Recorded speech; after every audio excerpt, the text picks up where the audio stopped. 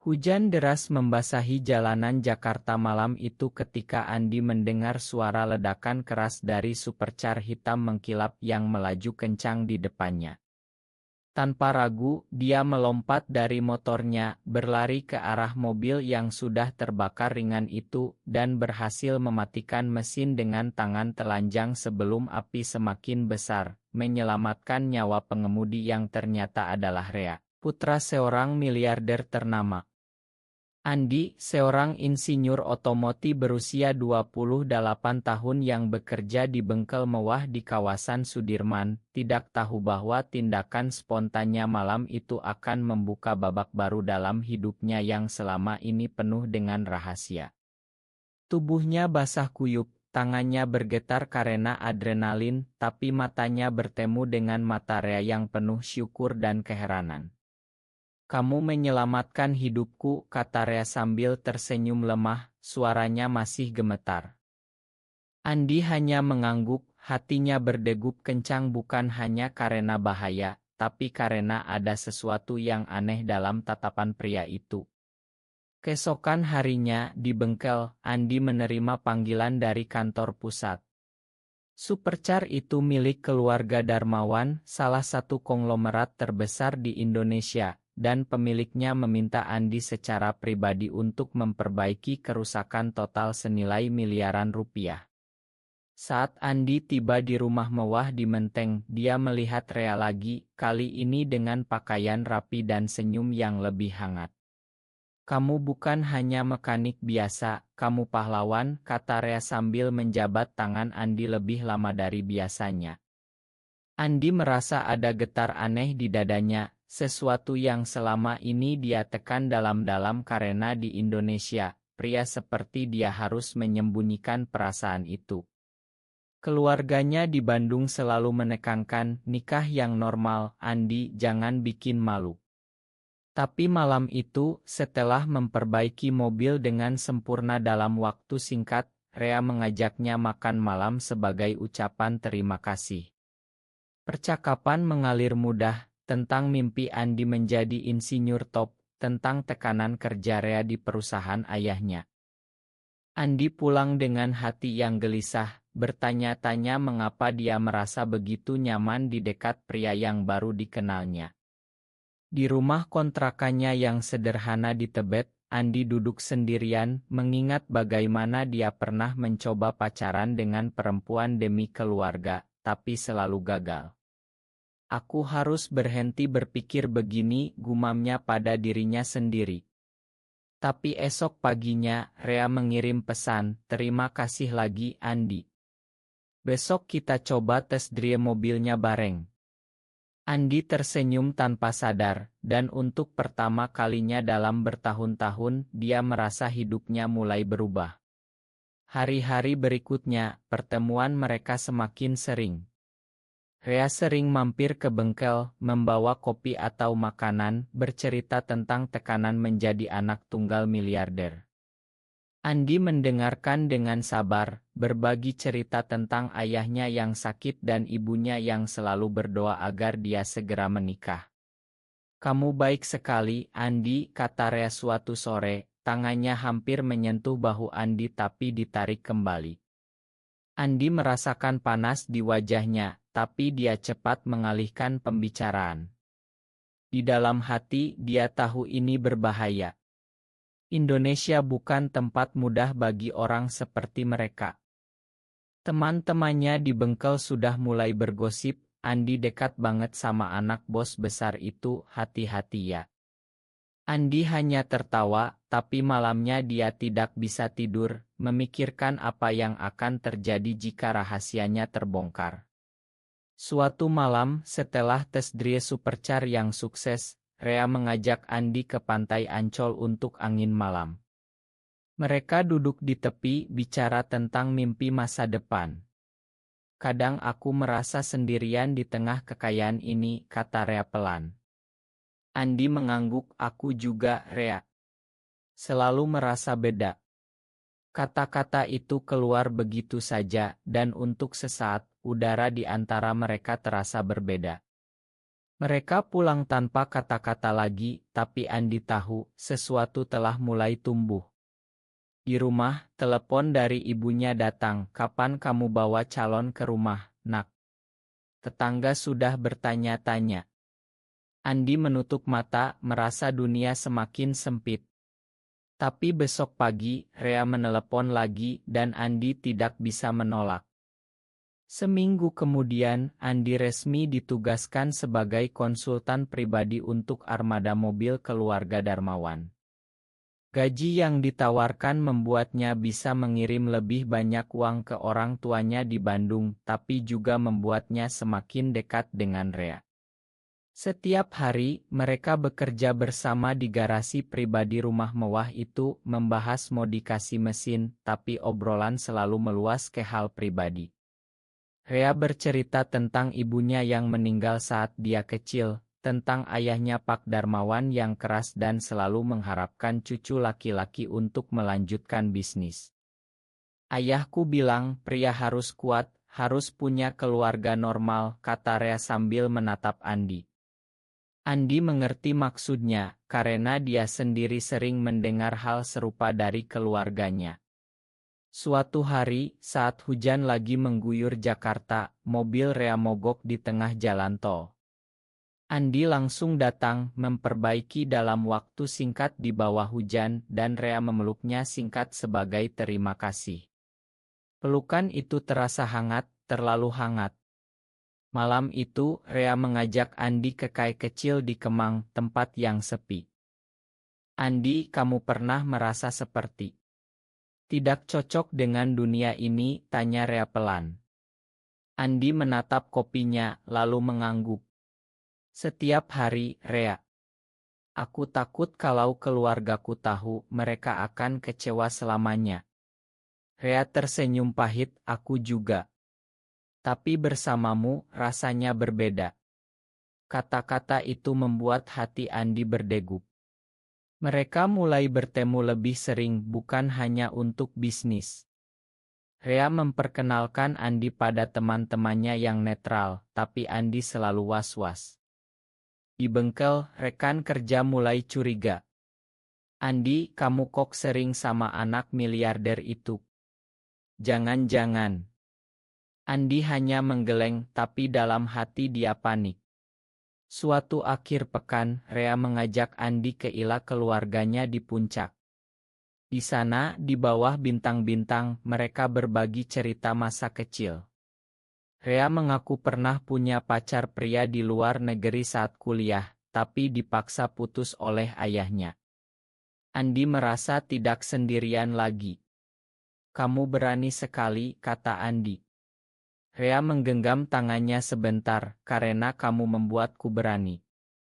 Kembali ke Jakarta, Andi mendapat telepon dari kakaknya. "Ibu sakit, Andi. Dia bilang ingin lihat kamu menikah sebelum dia pergi." Andi duduk di lantai kamarnya, air mata jatuh. Dia mencintai keluarganya, tapi juga mulai mencintai Rea. Konflik itu semakin berat. Rea tahu dari cerita Andi, dan dia menawarkan bantuan keuangan untuk pengobatan ibu Andi. "Aku tidak mau kamu sendirian lagi," kata Rea. Hubungan mereka semakin dalam, tapi masih rahasia. Mereka bertukar pesan malam-malam, bertemu di tempat tersembunyi. Andi merasa bahagia, tapi juga takut. Suatu malam, di apartemen Rea, mereka hampir berpelukan lebih lama, tapi Andi mundur. "Kita harus hati-hati, Rea. Indonesia tidak seperti luar negeri." Rea mengangguk, tapi matanya penuh harapan. Di kantor, Pak Darmawan memanggil Andi, memuji pekerjaannya. "Kamu anak baik, Andi. Kalau ada yang bisa aku bantu, bilang saja." Andi tersenyum, tapi dalam hati bertanya, apa ayah Rea akan tetap bilang begitu jika tahu yang sebenarnya? Tekanan semakin meningkat ketika teman lama Andi, Budi, mulai bertanya-tanya tentang kedekatannya dengan Rea. "Kamu berubah, Andi. Ada apa?"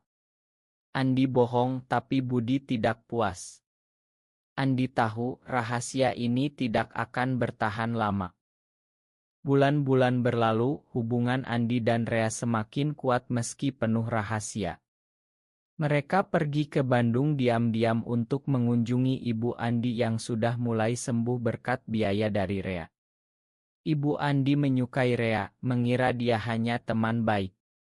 "Anak baik kamu ini, Andi," kata ibunya. Andi tersenyum getir karena dia tahu kebenarannya. Di Jakarta, Pak Darmawan mulai memperhatikan kedekatan putranya dengan insinyur itu. "Rea, kamu terlalu sering dengan Andi. Ingat, kamu harus cari istri yang pantas," kata ayahnya tegas suatu malam. Rea diam, tapi hatinya memberontak. Andi merasakan tekanan yang sama dari keluarganya yang semakin sering menjodohkannya dengan anak tetangga. "Aku tidak mau, Bu," kata Andi lemah. Krisis identitas Andi semakin dalam. Dia sering termenung di bengkel, bertanya pada dirinya sendiri apakah cinta ini layak diperjuangkan. Suatu hari, Budi, teman Andi, tanpa sengaja melihat pesan romantis dari Rea di ponsel Andi. "Andi, kamu gay?" tanya Budi terkejut. Andi panik, memohon Budi untuk diam, tapi Budi yang kecewa karena merasa dikhianati persahabatan mereka, mulai menyebarkan rumor kecil di lingkungan kerja. Gosip menyebar cepat. Rekan kerja mulai menjauhi Andi, bisik-bisik di belakang. Andi merasa dunia runtuh. Dia menelepon Rea, "Mungkin kita harus berhenti." Rea menolak, "Kita sudah sejauh ini, Andi. Aku tidak mau kehilangan kamu." Mereka bertemu di tempat rahasia, berpelukan lama untuk pertama kalinya dengan perasaan yang tulus. "Aku mencintaimu," kata Rea pelan. Andi menangis, "Aku juga, tapi dunia ini tidak menginginkan." Konflik semakin tinggi ketika Pak Darmawan mendengar rumor dan memanggil Andi ke kantornya. "Kamu dekat dengan anakku, tapi aku dengar ada yang aneh. Jaga jarak, Andi. Ini demi masa depan Rea." Andi pulang dengan hati hancur, tapi Rea datang malam itu ke kontrakannya, memeluknya. "Kita akan hadapi bersama." Andi mulai memikirkan masa depan, tentang kemungkinan hidup bebas. Tapi tekanan keluarga datang lagi, ibunya mengirim foto calon pengantin perempuan. Andi menolak, tapi merasa bersalah. Rea mengusulkan ide gila, "Kita buat komitmen pribadi dulu, rahasia, hanya kita berdua." Andi ragu, tapi cintanya lebih besar. Mereka merencanakan upacara kecil di Bali, hanya dengan saksi terpercaya. Andi merasa ini langkah berani, tapi juga menakutkan. Sementara itu, Budi yang merasa bersalah mulai mendekati Andi lagi, tapi sudah terlambat karena rumor sudah sampai ke telinga keluarga Andi. Kakak Andi menelepon marah, "Apa benar kamu seperti itu? Ibu sakit lagi karena gosip ini." Andi merasa dunia semakin gelap, tapi Rea selalu ada, memberi kekuatan. Mereka memutuskan untuk maju dengan rencana komitmen itu meski tahu risikonya besar. Persiapan komitmen rahasia berjalan diam-diam. Andi dan Rea memesan villa kecil di Bali untuk akhir pekan, mengundang hanya 2 teman dekat yang mendukung. Andi meninggalkan Jakarta dengan hati campur aduk, meninggalkan pekerjaannya sementara dengan alasan libur. Di Bali, di bawah pohon kelapa dan ombak yang tenang, mereka bertukar cincin sederhana buatan tangan Andi sendiri. "Ini bukan pernikahan resmi, tapi untukku ini selamanya," kata Rea dengan mata berkaca-kaca. Andi merasa damai untuk pertama kalinya. "Kita akan hadapi semuanya nanti." Mereka menghabiskan hari-hari indah di sana, berjalan di pantai, bicara tentang mimpi membuka bengkel bersama suatu hari. Tapi di Jakarta, Budi yang tidak sengaja menemukan undangan kecil yang Andi kirim ke temannya, memutuskan untuk mengirim salinan ke Pak Darmawan sebagai pemberitahuan. Andi tidak tahu bahwa undangan rahasia itu sudah beredar. Kembali ke Jakarta, Andi langsung menghadapi badai.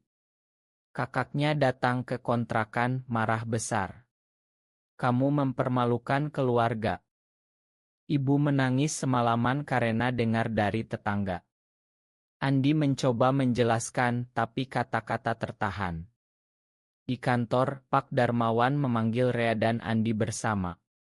"Apa ini?" tanya Pak Darmawan sambil melempar undangan ke meja, wajahnya merah padam. Rea berdiri tegar, "Ini komitmen kami, Ayah. Aku mencintai Andi." Pak Darmawan terdiam syok, tangannya gemetar. "Kamu gila. Kita keluarga besar, reputasi di mana? Andi, kamu yang merusak anakku." Andi merasa dunia berputar, tapi dia tidak mundur. "Saya mencintai Rea dengan tulus, Pak. Saya tidak pernah memaksa." Konfrontasi itu berlangsung berjam-jam, penuh teriakan dan air mata. Pak Darmawan mengancam memutuskan Rea dari warisan, Andi dipecat dari semua proyek. Tapi Rea tetap di sisi Andi. "Ayah, kalau harus pilih, aku pilih Andi." Andi merasa hancur, tapi juga bangga. Malam itu, mereka berdua duduk di taman rumah Rea, bicara tentang masa depan. "Mungkin kita harus tinggal di luar negeri," kata Rea. Andi menggeleng, "Tidak, kita harus hadapi di sini. Ini tanah air kita." Gosip menyebar luas, teman-teman Andi menjauh, keluarganya menolak bicara dengannya. Andi kehilangan banyak, tapi dia merasa lebih kuat. Rea juga menghadapi tekanan dari bisnis keluarga yang mulai goyah karena skandal. Tapi di tengah itu, cinta mereka semakin dalam. Andi mulai menulis surat untuk ibunya, menjelaskan perasaannya dengan jujur. "Aku tetap anakmu, Bu. Cinta ini tidak membuatku buruk." Rea mendukungnya sepenuh hati. Konflik mencapai puncak ketika Pak Darmawan mengadakan pertemuan keluarga besar, memaksa Rea memilih. Rea memilih Andi dan Pak Darmawan meninggalkan ruangan dengan marah. Andi tahu ini baru permulaan. Setelah konfrontasi besar, Andi dan Rea menghadapi hari-hari sulit. Andi kehilangan pekerjaan di bengkel karena tekanan dari Pak Darmawan, tapi Rea membantunya membuka bengkel kecil sendiri di pinggiran Jakarta. "Kita mulai dari nol," kata Rea sambil memeluk Andi. Keluarga Andi masih diam, tapi ibunya akhirnya menelepon, suaranya lemah. "Nak, aku tidak mengerti, tapi aku tidak mau kehilangan kamu." Andi menangis, merasa ada harapan. Tapi Budi yang merasa bersalah, datang meminta maaf dan membantu menyebarkan cerita positif tentang Andi di komunitas otomotif. Lambat laun, beberapa klien lama kembali. Rea menghadapi boikot dari mitra bisnis ayahnya, tapi dia tegar. "Aku tidak butuh warisan kalau harus kehilangan diriku sendiri," katanya pada Andi. Mereka pindah ke apartemen bersama, hidup sederhana tapi bahagia. Suatu malam, Pak Darmawan datang tiba-tiba ke apartemen mereka. "Aku tidak setuju, tapi aku tidak mau kehilangan anakku," katanya dengan suara bergetar. Itu bukan penerimaan penuh, tapi langkah pertama. Andi dan Rea saling pandang, merasa beban sedikit ringan. Tapi konflik baru muncul ketika media mulai memberitakan skandal anak miliarder. Andi mendapat ancaman anonim, Rea harus menghadapi rapat dewan perusahaan. Di tengah itu, Andi mengalami krisis lagi, merasa dirinya penyebab semua masalah. "Mungkin aku harus pergi," katanya suatu malam. Rea memeluknya erat, "Kamu adalah kekuatanku, Andi. Kita sudah sejauh ini." Mereka pergi ke Bali lagi, ke tempat komitmen mereka, untuk mengingat alasan mereka bertahan. Di sana, di bawah matahari terbenam, Andi merasa bangkit kembali. Aku tidak akan lari lagi. Kembali ke Jakarta, mereka menghadapi keluarga Andi yang akhirnya datang berkunjung. Ibu Andi memeluk Rea, "Kalau kamu bahagia, nak, ibu ikhlas." Air mata mengalir, pengorbanan mulai terbayar. Tapi Pak Darmawan masih dingin meski mulai mengirim proyek kecil ke bengkel Andi.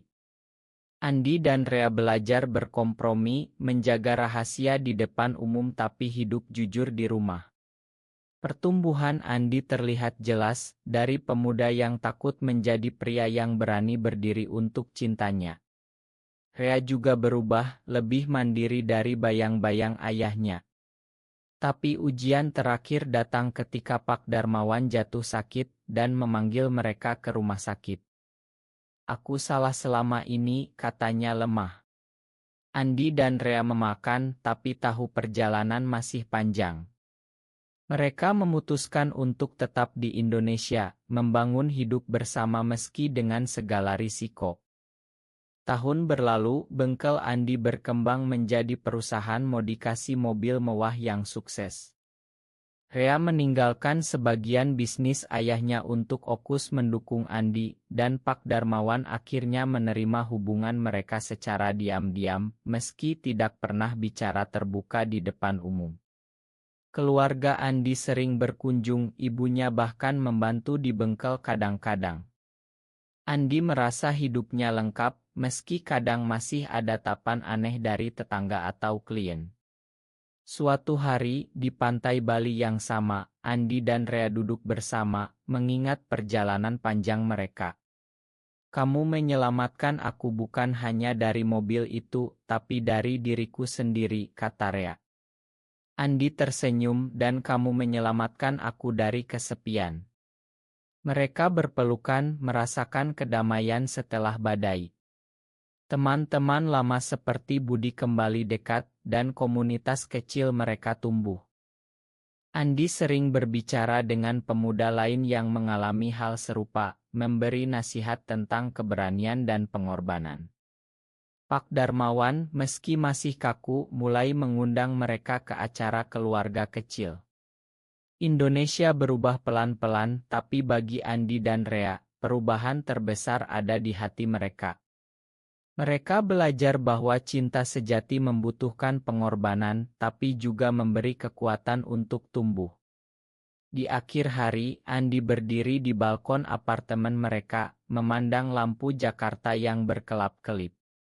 Dia tahu perjalanan belum selesai, tapi dia sudah siap menghadapi apapun bersama Rea. Cinta mereka menjadi bukti bahwa di tengah tekanan masyarakat dan keluarga, ada harapan untuk penerimaan dan kebahagiaan. Rea bergabung, memeluknya dari belakang. "Kita berhasil, Andi." Ya, mereka berhasil. Tapi di luar sana, masih banyak yang berjuang. Apakah mencintai sesama jenis selalu salah jika itu membawa kebahagiaan sejati dan pertumbuhan bagi seseorang? Benar atau salah?